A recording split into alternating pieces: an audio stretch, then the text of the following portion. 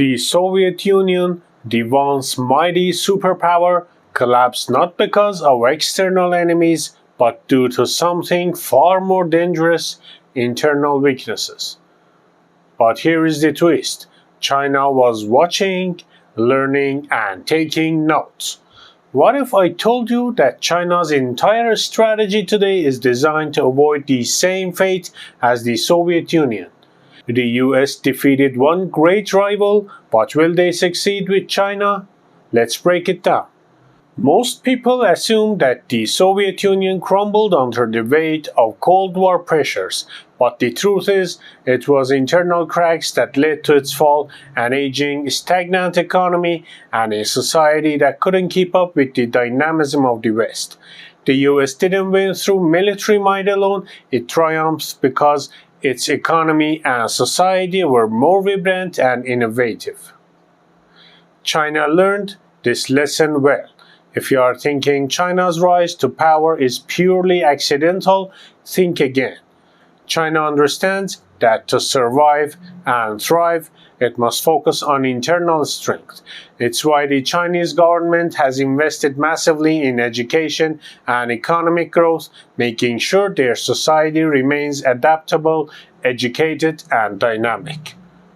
Before we dive deeper, if you are finding this breakdown fascinating, don't forget to hit that like button and share it with friends. There is more to uncover about China's strategic moves, and I'd hate for anyone to miss out. Here is where China got really clever. The Soviet Union's downfall was also due to its inability to keep its neighbors on its side. The US successfully built alliances with Western Europe, Japan, and South Korea, isolating the Soviet Union. China saw this and made a preemptive strike of its own, one that could have lasting consequences.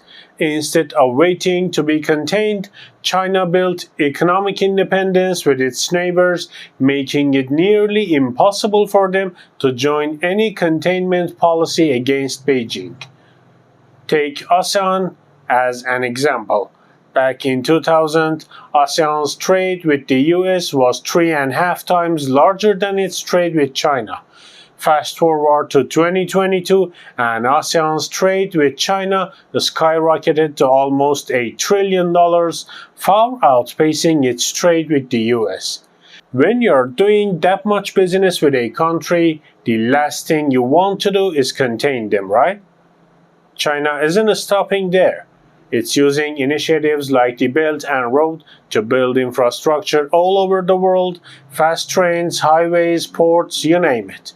Countries now rely on Chinese infrastructure, making it even harder to turn against China. This is a strategy the Soviet Union never mastered. And then there is China's manufacturing strategy. You might think the global market's reliance on China goods is nothing new, but here is where it gets wild. Remember when people thought China could never compete in the car industry? 5 years ago, the idea of Chinese electric vehicles going head-to-head with giants like Germany, Japan, or the US seemed laughable. Now Chinese EVs are scaring the life out of established automakers. China built an entire industry from scratch, and it's growing fast. Even Elon Musk once dismissed China's EV industry. Today he can't afford to. The lesson here: China's long-term manufacturing strategy is not just about keeping up with the global trends, it's about dominating future industries, and they are succeeding. So what do you think? Could China's rise mean the US is running out of options? Drop your thoughts in the comments below. I'd love to hear your take on this evolving rivalry. As China continues to expand its influence and dominance, the United States finds its strategic options narrowing.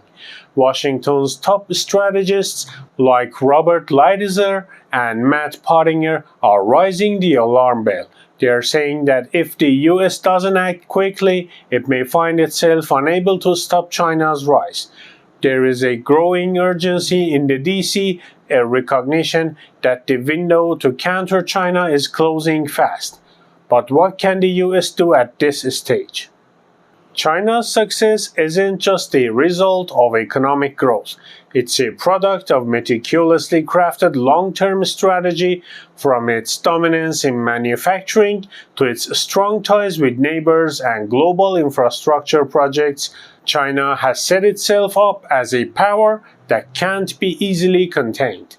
At the end of the day, China's most significant lesson from the Soviet Union's fall is that a strong, dynamic society paired with a smart, forward-looking strategy is the key to survival. And as the world becomes more dependent on China, the US must continuously adjust its strategies. The Cold War may be over, but the race for global influence is far from settled.